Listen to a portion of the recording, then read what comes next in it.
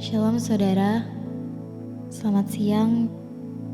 Sekarang kita mau siapkan hati kita untuk memuji dan meninggikan nama Tuhan.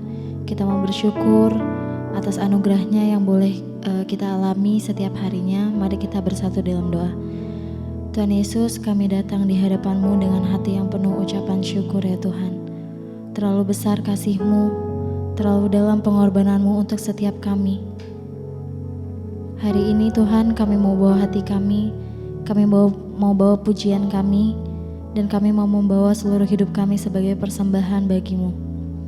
Terimalah setiap pujian yang kami naikkan, karena hanya Engkau yang layak menerima segala hormat dan kemuliaan. Dalam nama Tuhan Yesus kami berdoa, amin. Mari bersama kita menyembah Dia dengan lagu segala pujian dan syukur hanya bagi-Mu Yesus.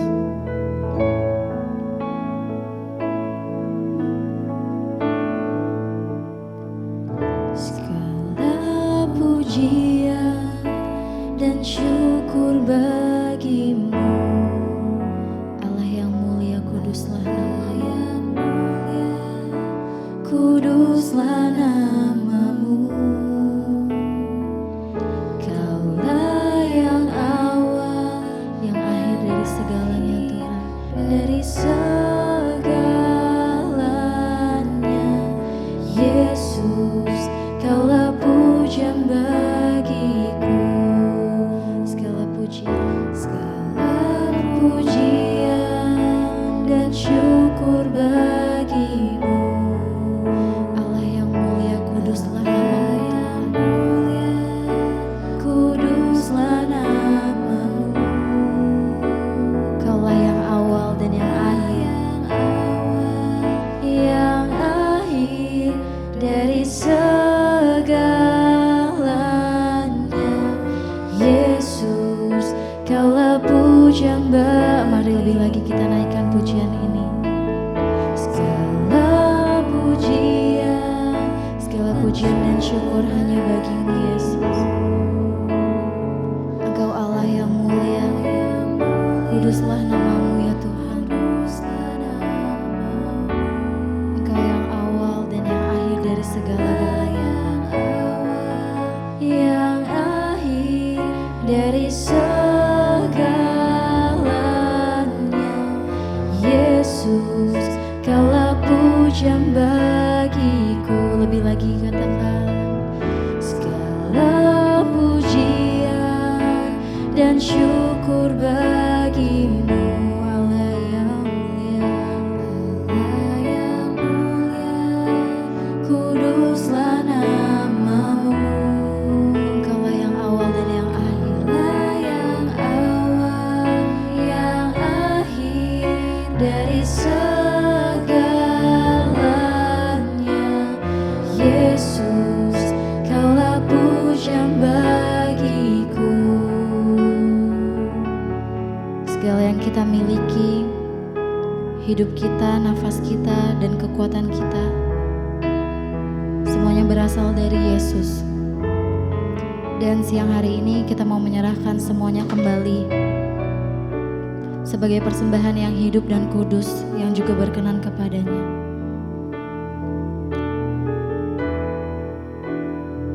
Mari dengan kerendahan hati dan penyembahan yang murni kita katakan, segenap hidup dan segenap nafasku. Segenap hidup, segenap nafasku, jadi persembahan di bawah kaki-Mu. Kebanggaan kami Tuhan, bahkan kejayaan kami. Kami tahu itu semua tidak ada artinya selain hanya untuk-Mu Bapa. Artinya selain untuk-Mu. Segenap hidup, segenap nafasku, jadi persembahan di atas mezbah-Mu. Kekuatanku, bahkan pengharapan kami, kami mau serahkan semuanya hanya bagi-Mu. Ku serahkan. Mari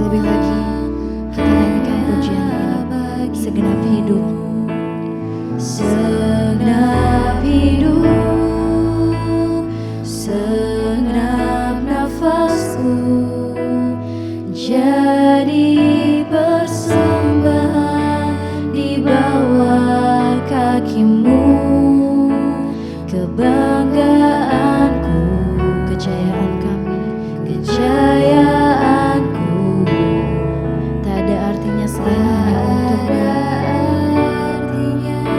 selain untuk-Mu, segenap hidup, segenap nafasku, segenap hidup dan segenap nafas kami Tuhan, jadi persembahan di atas mezbah-Mu, kekuatanku, pengharapanku, ku serahkan semua. Sekali lagi kita naikkan bagi-Mu, segenap hidup, segenap nafasku, jadi persembahan di bawah kaki-Mu, kebanggaanku, bahkan kejayaan kajayaanku, semuanya tidak ada artinya selain untuk-Mu, segenap hidup, segenap nafasku, jadi persembahan di atas mezbah-Mu, kekuatanku, kejayaanku, ku serahkan semua hanya bagi-Mu. Mazmur 50 ayat 23 berkata, siapa yang mempersembahkan syukur sebagai korban, ia memuliakan Aku. Siapa yang jujur jalannya, keselamatan dari Allah akan kuperlihatkan kepadanya. Dengan iman yang teguh, mari kita datang kepada Tuhan dan nyanyikan lagu ini bersama-sama. Ada mujizat dalam bersyukur.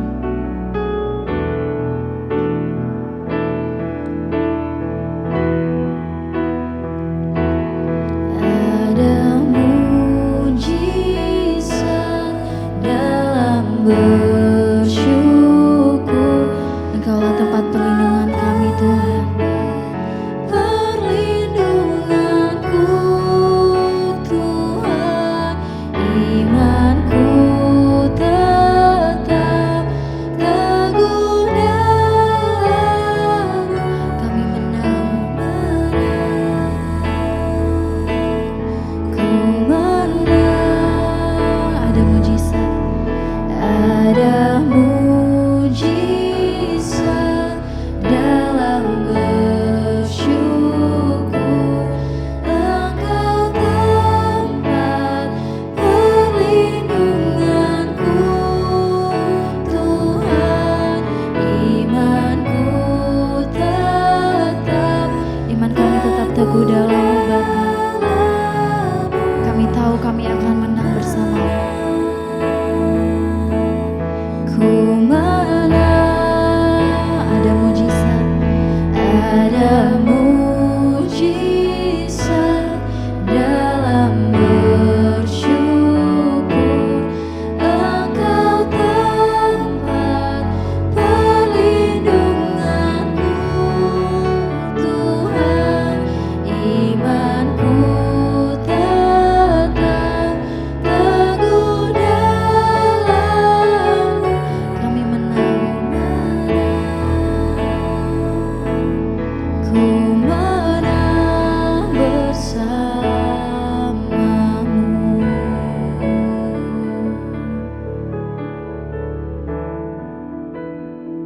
Segala pujian, hormat, kemuliaan hanya bagi Engkau Tuhan yang kami sembah, Tuhan yang kami percayai. Engkau tidak pernah gagal dalam rencana-Mu atas hidup kami Tuhan.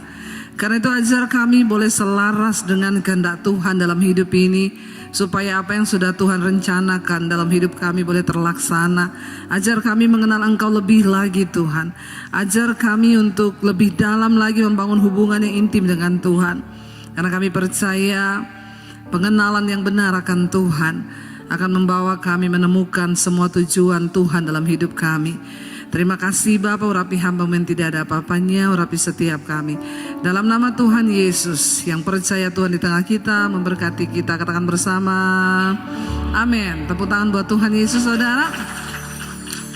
Silakan duduk. Berapa banyak yang percaya bahwa Tuhan tidak pernah gagal rencananya atas hidup kita? Iya, Tuhan memang tidak pernah gagal, tapi yang bisa menggagalkan rencana Tuhan itu siapa? Ya, kita.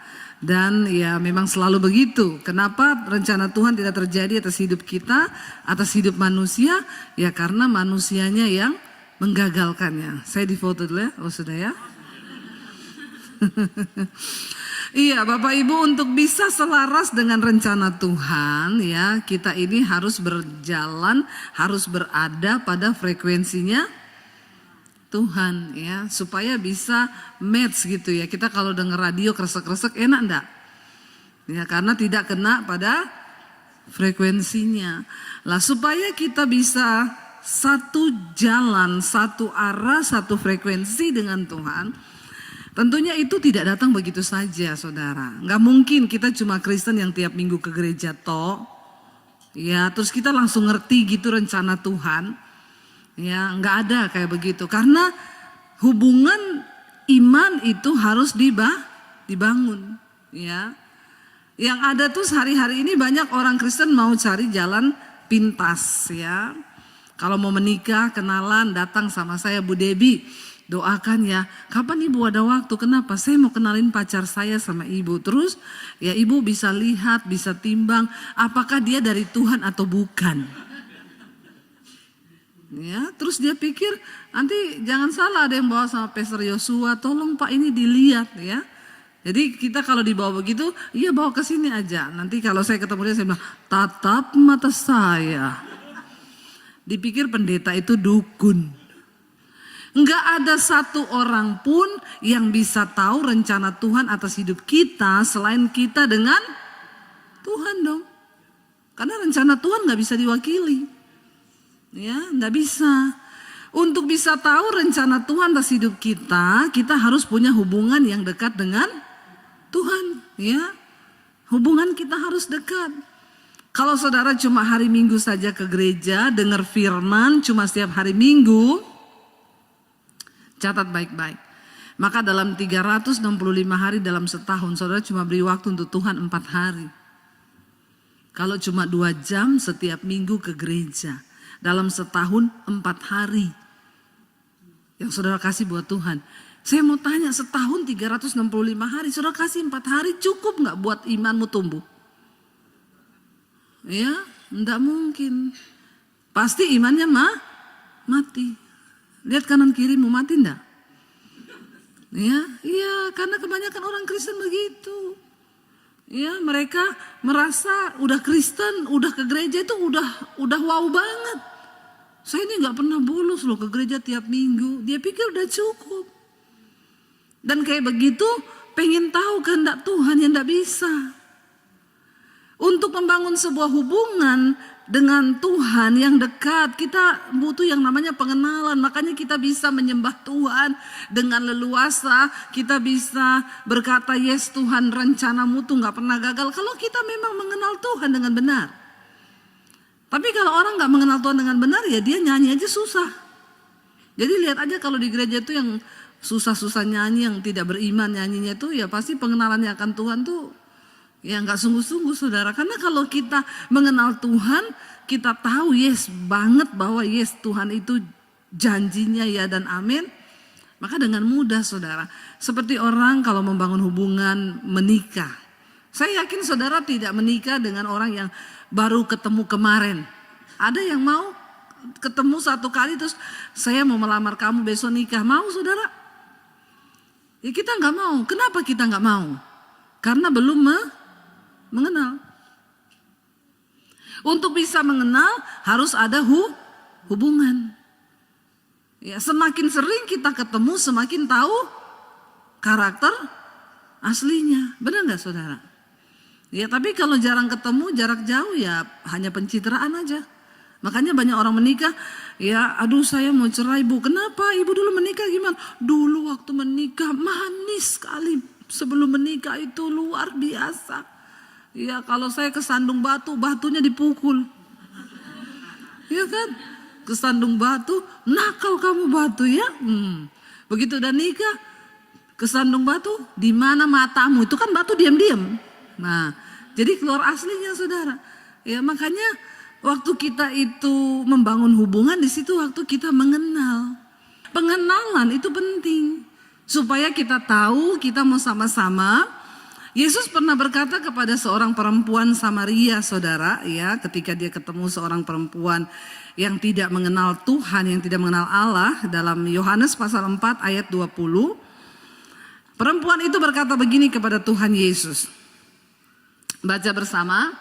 Nenek moyang kami menyembah di atas gunung ini, tetapi kamu katakan bahwa Yerusalemlah tempat orang menyembah. Kata Yesus kepadanya, percayalah kepadaku hai perempuan, saatnya akan tiba bahwa kamu akan menyembah Bapa bukan di gunung ini dan bukan juga. Jadi saudara, kalau kita pergi ke Yerusalem, saudara tidak perlu berdoa di sana, amin. Ya, jangan mau dibodoh-bodohin, apalagi bawa kertas titipan doa.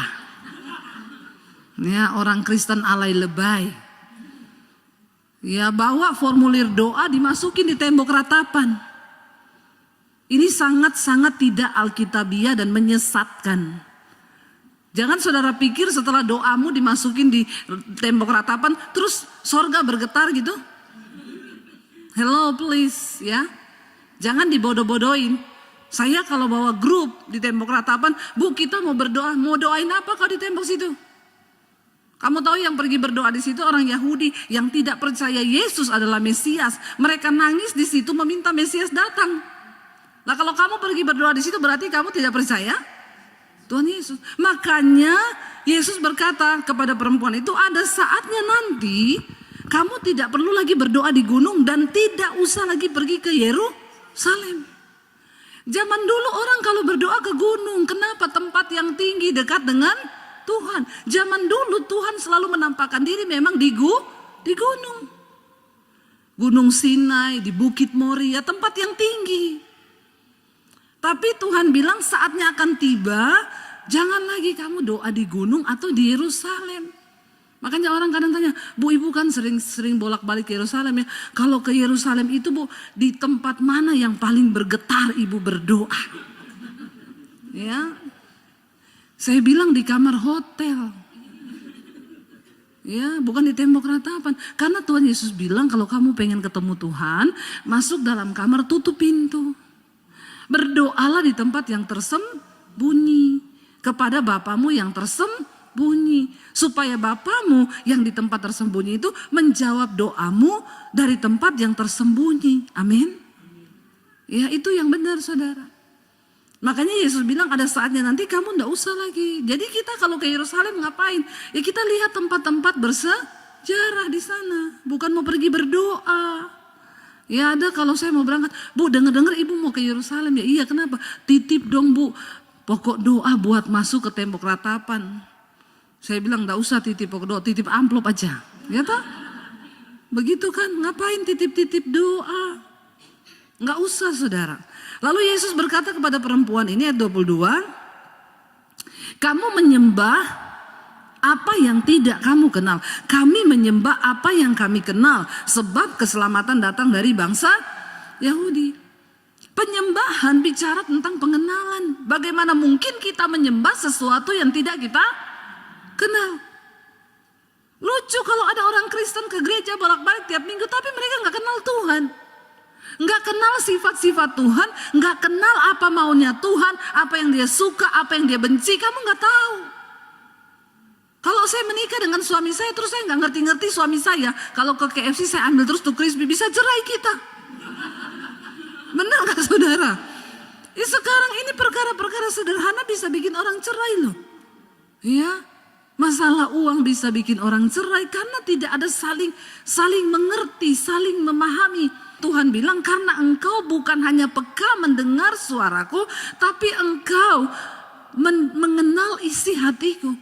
Ternyata mendengar suara Tuhan itu tidak sedalam dengan kita mengerti isi hati Tuhan. Nah, orang Kristen sekarang dengar suara Tuhan aja kagak, apalagi mengerti hati Tuhan. Jadi bedanya itu begini, kalau saya mengenal suara suami saya, dia pulang nih ya, dia teriak, sore, saya tahu ini suamiku, dia tidak bisa bohong karena aku kenal suaranya. Tapi sejak kami menikah, membangun hubungan ya sama-sama terus, saya jadi mengerti isi hatinya. Dia garuk-garuk begini, saya bilang, ngapa saya pengen kopi? Kok tahu? Aku tahu sudah hatimu dari gerakan tubuhmu karena kita sudah tinggal bersama. Nanti dia bikin apa gitu, ngapa lapar? Kok tahu? Ya tahulah karena saya tahu hatimu. Dia marah, dia diam itu saya tahu. Kenapa sih kamu diam? Ada masalah apa? Saya sudah tahu saudara karena saya mengenal dia. Tapi kalau saya biar gini dia enggak tahu. Beda memang laki-laki dan perempuan ya. Perempuan itu pakai feeling, laki-laki pakai logika. Jadi kalau mau bicara sama laki-laki harus pakai kata-kata ibu-ibu. Ya karena pria itu tidak bercerita. Tapi perempuan cerita terus toh. Kalau kau mau cerita rahasiamu, tempat terbaik ceritakan rahasiamu tuh suamimu. Karena enggak mungkin bocor ke orang lain. Kenapa? Didengar saja kagak.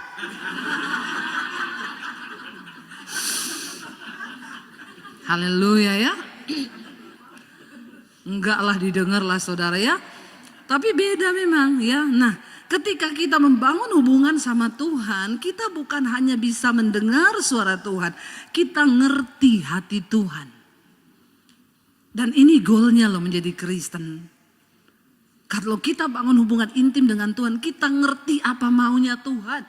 Waktu kita jadi orang Kristen yang ngerti maunya Tuhan, wow enggak? 3 kali. Itu baru benar. Kita ngerti kehendak Tuhan, kita ngerti hati Tuhan. Tuhan belum suruh kita sudah bikin. Wow, kita ini jadi anak yang menyenangkan enggak? Kalau kau punya anak, anakmu belum kau suruh, dia sudah bikin. Senang enggak kau? Ya, dia enggak minta apapun kau kasih toh? Benar enggak? Kalau anak kita menyenangkan kita, kira-kira dia minta kasih enggak saudara? Kasih, karena anak ini dia mendapatkan hatiku. Firman Tuhan berkata gini, 1 Korintus pasal yang ke-6 ayat 17. Baca bersama 1 Korintus 6 ayat 17, 1, 2, 3. Tetapi siapa yang mengikatkan dirinya pada Tuhan menjadi amin. Siapa yang mengikatkan dirinya dengan Tuhan menjadi satu roh dengan Tuhan. Wow enggak? Dan ini goalnya kita loh jadi Kristen. Karena waktu Tuhan Yesus datang, dia mencari orang yang serupa dan segambar dengan dia. Gambar diri Allah dalam diri manusia itu rusak karena dosa. Nah ini saya kasih tahu sama saudara supaya saudara bisa jelaskan kalau ada orang yang tanya. Karena Alkitab bilang, siap sedialah kamu untuk memberikan pertanggungan jawab terhadap orang yang tanya tentang imanmu. Amin. Jadi kalau ada orang tanya, lu kan Kristen ya, kenapa Tuhan Yesus mati? Lu gak usah gini, tunggu ya tak kasih nomornya Pastor Yosua ya, ini gembala saya. Nanti tanya aja sama dia. Enggak boleh loh saudara. Karena kalau dilihat dari segi umur saudara itu harusnya jadi pengajar. Siapa yang udah Kristen lebih dari 10 tahun?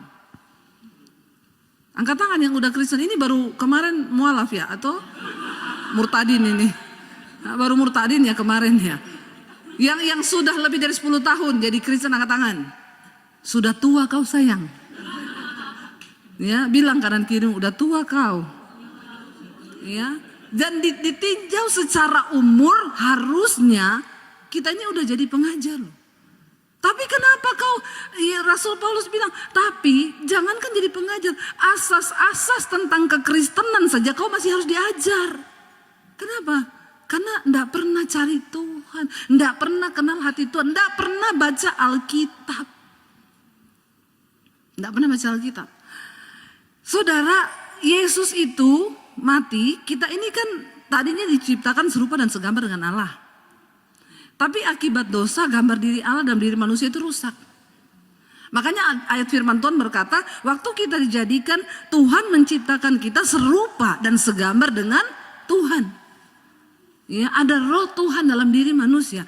Tapi karena manusia jatuh dalam dosa, gambar diri Allah itu menjadi rusak. Kita kehilangan kemuliaan Allah dan upah dosa itu maut. Kita semua ini terhukum, terkutuk di bawah hukum maut, hukum dosa. Tuhan Yesus datang ke dalam dunia. Kalau ditanya kenapa Yesus mati, memang dia datang untuk mati. Dan Tuhan datang sebagai manusia untuk memberikan contoh kepada manusia, ini loh yang harus kau tiru tuh ini. Dia datang sebagai manusia. Waktu Yesus mati di atas kayu salib, semua orang yang menerima kematiannya, darah yang tercurah, menyerahkan diri, bertobat, mengikatkan dirinya dengan Allah, dikatakan dia menjadi satu roh dengan Tuhan. Gambar diri Allah dalam diri kita kembali diperbaharui. Nah, ketika Yesus datang kali yang kedua, dia akan cari orang-orang yang serupa dan segambar dengan dia. Makanya kita perlu punya roh Allah, mengikatkan diri dengan Tuhan. Bagaimana mengikatkan diri dengan Tuhan? Masuk dalam keintiman hubunganmu dengan Tuhan. Ya, memang ada harga puasa.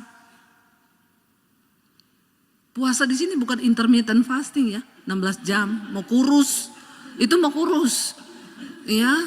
Kalau puasa mencari kehendak Tuhan, kau doa, jangan cuma intermittent toh untuk kurus. Sekarang kan luar biasa loh orang-orang ini karena mau sehat ya. Jadi saya sekarang berapa 16 jam, 18 jam, 24 jam. Ya, tapi cuma mau kurus. Bukan mau rohnya dibaharui. Bagus saudara mau kurus, bagus. Sehat itu bagus, tapi itu bukan jaminan umur panjang. Kau nge-gym bagus, tapi itu bukan rahasia umur panjang, bukan. Kau nge-gym tidak akan menambah 1 jam dari hidupmu. Enggak. Karena hidup mati kita tuh di tangan Tuhan. Ya, kalau orang olahraga terus nambah, saya pernah protes tuh, ada satu coach ya terkenal di Instagram. Dia bilang gini, 1 jam Anda berolahraga menambah umurmu 5 menit. Oh, langsung saya masuk.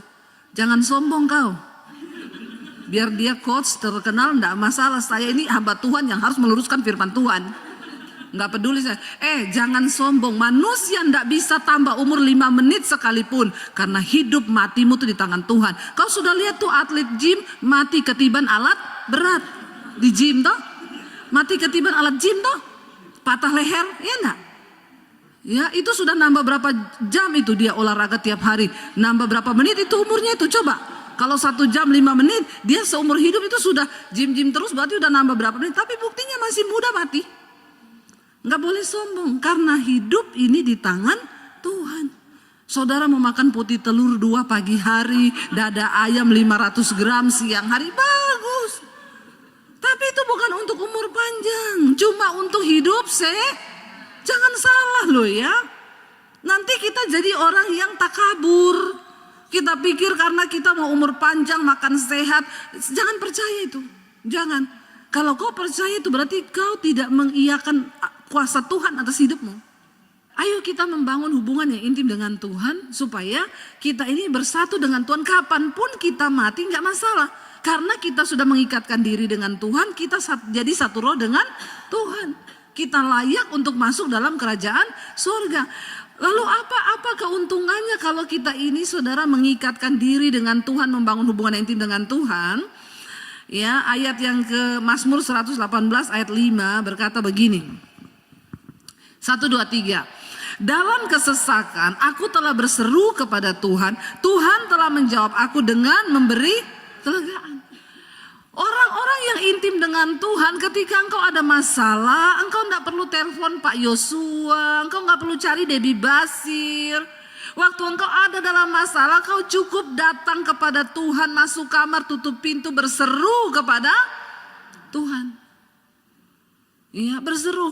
Dan ayat ini berkata, Tuhan menjawab aku dengan memberi Kelegaan. Seringkali hal yang paling kita butuhkan dalam hidup kita tuh bukan jawaban doa, tapi kelegaan.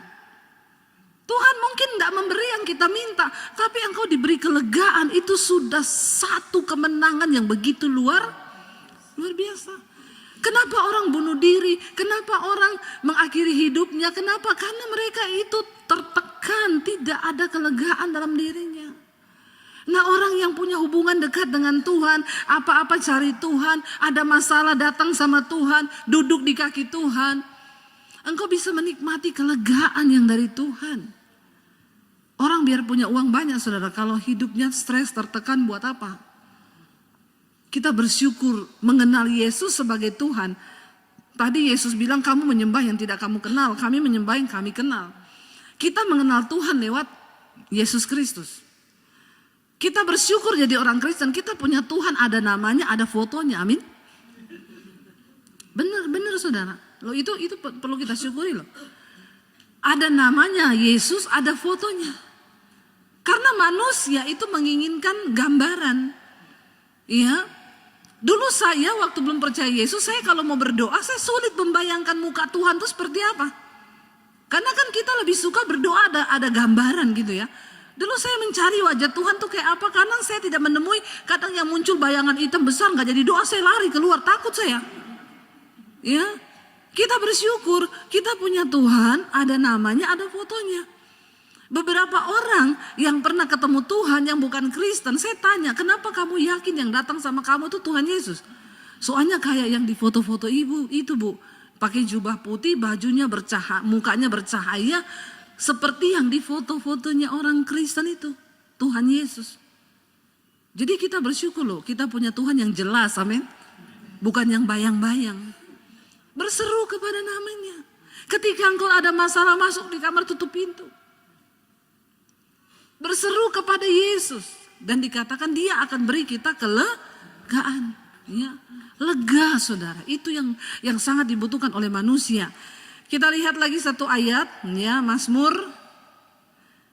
25 ayat 14. Waktu kau punya hubungan intim dengan Tuhan, melekat dengan Tuhan, apa yang akan kita alami, apa yang kita dapatkan?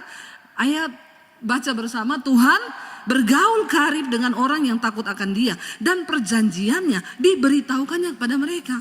Waktu kita intim dengan Tuhan, ayat ini bilang Tuhan tuh bergaul karib dengan orang yang takut akan Tuhan. Artinya kita ini dikatakan menjadi sahabatnya Tuhan. Menjadi sahabat Tuhan, wow enggak? Saudara mau jadi sahabat karibnya Tuhan? Ya mau dong saudara. Dan kalau kita jadi sahabatnya Tuhan, dikatakan Tuhan akan kasih tahu jalan-jalannya, perjanjiannya, rencananya. Ya kita ini jadi tempat curhatnya Tuhan. Asal kita mau hidup takut akan Tuhan. Kita kalau mau cari sahabat aja manusia, kita kan pasti punya kriteria dong. Gak mungkin lah kita baru ketemu orang terus, aku mau curhat ya sama kamu, tahu ndak rumah tanggaku itu begini-begini, nggak mungkin lah ya. Kita curhat sama orang yang paling kita kenal dan kita percaya untuk menjadi sahabat, tempat curahan hati. Kalau ditanya Bu Debi itu ada sahabat? Nggak ada, sahabat saya cuma satu, suami saya. Suami saya juga sahabatnya ya saya. Tempat curhat saya ya dia, nggak ada yang lain. Saudara, ketika kita ini menjadi sahabatnya Tuhan, Tuhan juga curhat tentang rencananya sama kita. Dia kasih tahu perjanjiannya, dia kasih tahu jalan-jalannya. Dan itu wow banget kan? Waktu Tuhan jadi sahabat kita, jadi sahabatnya Tuhan itu kan sesuatu yang luar biasa banget kan? Kita nggak sembarang bikin keputusan. Kita nggak pernah tahu apa yang akan terjadi bahkan 5 menit ke depan. Dunia ini makin tua, keadaan zaman semakin berubah. Kita ada di akhir zaman. Dan Tuhan berjanji orang yang hidup dekat dengan Tuhan, mereka tidak akan pernah ditinggalkan. Karena Tuhan akan tuntun langkah kita. Karena Tuhan akan kasih tahu jalan-jalannya kepada kita. Rencananya kepada saudara dan saya. Amin. Biarlah keinginan rindu hati kita cuma satu. Kita mau bilang, Tuhan, kami ingin mengenal Engkau lebih dalam lagi. Bangkit berdiri bersama saudara. Terima kasih Tuhan. Terima kasih Yesus. Kita mau bilang pada Tuhan, kami rindu Tuhan mengenal mengenal Engkau lebih dalam lagi. Ingin mengenal-Mu Tuhan, lebih dalam dari semua yang ku kenal. Tiada kasih yang melebihi-Mu. Ku ada untuk mencari penyembah-Mu. Dan ku ingin mengenal-Mu Tuhan, lebih dalam dari semua yang ku kenal.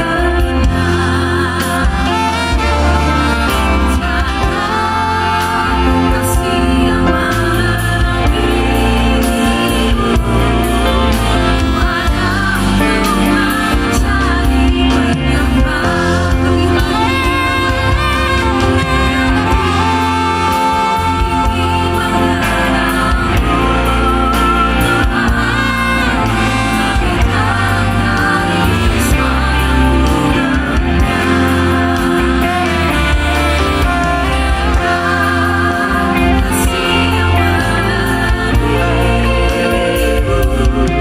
Ku ada untuk mencari penyembah lebih lagi. Angkat tanganmu saudara.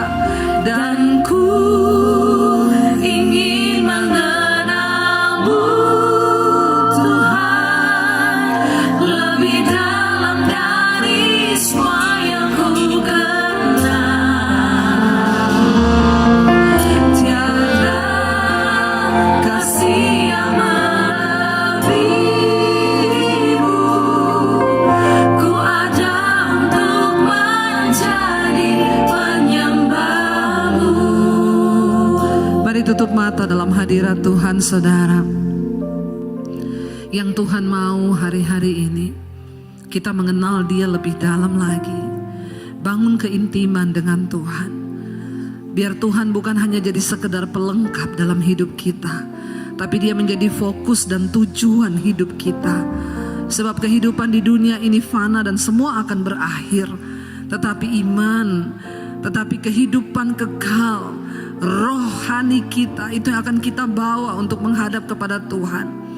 Biarlah hari ini kita mau berkata, Tuhan, kami mau tinggalkan segala dosa yang menghalangi kami untuk bisa dekat dengan Tuhan. Sebab Allah itu kudus dan kuduslah kamu sebab aku kudus. Karena tanpa kekudusan tidak ada seorang pun akan melihat Tuhan. Bapa, hamba berdoa buat umatmu, buat gerejamu di akhir zaman. Tuhan kuatkan setiap jemaatmu Bapa, sehingga kami dapat menyelesaikan pertandingan iman kami sampai di garis akhir. Tuntun kami Tuhan, supaya Tuhan memberitahukan jalan-jalannya, perjanjiannya, apa yang akan terjadi ke depan. Tuhan persiapkan orang-orang yang sungguh-sungguh hidup melekat kepada Tuhan.